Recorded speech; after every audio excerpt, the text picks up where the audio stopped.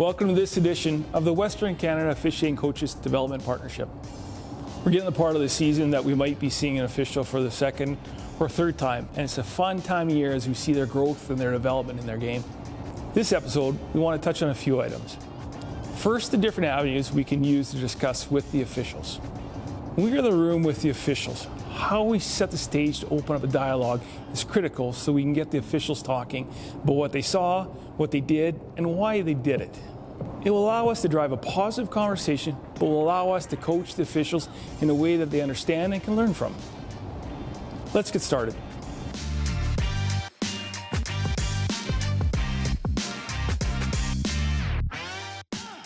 I think honesty is key to what you're doing. I like to ask the officials how they like to receive the feedback, and often you'll get officials or athletes say, I just want it straight up.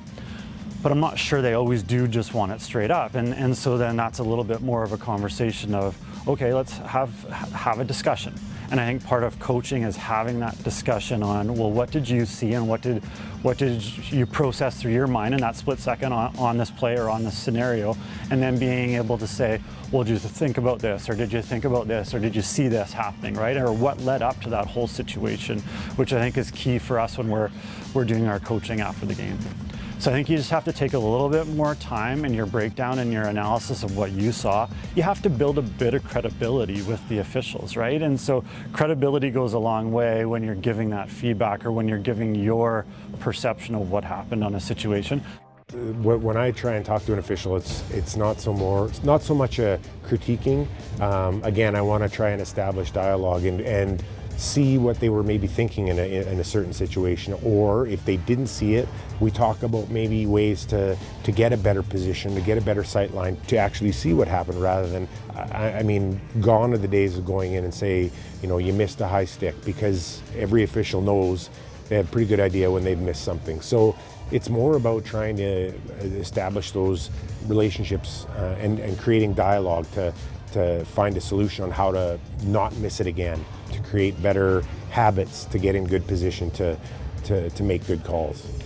I personally like negative feedback. It shows what I need to work on as an official. It shows what I can work on in my next game coming up, and then hopefully be able to minimize those mistakes so those mistakes never happen again. Feedback like that, it definitely helps build character too. Sometimes you have to grit your teeth, and sometimes you might not agree with them, but I guess being open to conversation and stuff like that is definitely huge as an official. There's nothing that beats honesty. If something needs improvement, you can't mask it. You have to work on a process to improve it. But you want to be supportive. You want to build their confidence, but you want to do it in a constructive way. So there's always different methods to do it. But I think that honesty is the best thing. Obviously, like, any feedback is good feedback, regardless of like what you're hearing. Definitely, like, I like it being like straightforward. I think it's a better approach than kind of sugarcoating things. I definitely like going back to like the bigger picture or whatever. I kind of like honing in on one skill that they really want me to work on, and then that just takes another step as far as going to the next game with that one thing in your mind and working on it. And then if they see you again and they want you to work on something else, then you're going to work on something else. But you know, instead of me dealing with 15 things to worry about, you're dealing with one thing, and at the end of the day, once you kind of complete that one thing that they're looking at, then you work on the next thing, and it just kind of makes you an all-around better official. I was very, very hard on myself as an official, so I always knew if I did a good job or a bad job. But if I was hard on myself and I didn't have a great game, and a coach came in and said, great job, like, you had a great game, I know myself that I didn't. It's a lot harder to earn respect as an officiating coach if you're not doing that. And the officials pick up on that, right? The officials know if they've had a bad game or a good game. And so if you're going in there and beating around the bush, then you're probably not going to get as much respect as a coach as if you were to go in and give the honest feedback. The thing about coaching is we all have our own personality and our own thoughts on what officials need to work on. It's important that we give officials ways to improve so they have something to take away and work on for the next games. Each of us can offer officials different insight and different avenues to improve. It's important that we find a balance between the positive aspects of the game and the areas they need to improve on. Our main role is to coach the officials is truly the best part of this job. There's also an assessment piece that we must also have. It's a way in which we can select officials that are deserving to progress to the next level when they're ready.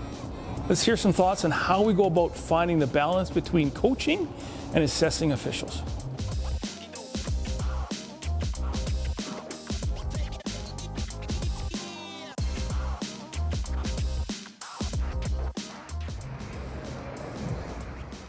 Well, I think it was pretty common practice. There was much more negative reinforcement. There was much more surveillance than coaching. You typically knew when there was a supervisor in the building, but sometimes they would sneak in and spy on you. But the feedback for the most part was, why did you do this? Why didn't you do that? How did you miss that? Rather than, what were you thinking? How was your sight line? Like, why did this happen? And there was less dialogue, and there was a wall between the supervisor and the official, and you didn't want to volunteer much information because in so many cases it was held against you. So you were reluctant to say anything. You would just kind of nod your head. And that doesn't apply to everyone. There's some personalities that meshed very well, and you could have some unofficial dialogue.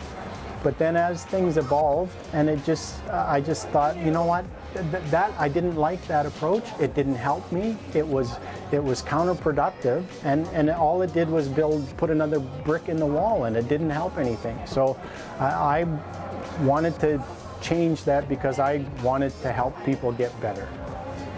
Now you're not just identifying deficiencies and trying to coach them to be better. Now you're evaluating one person versus the next person.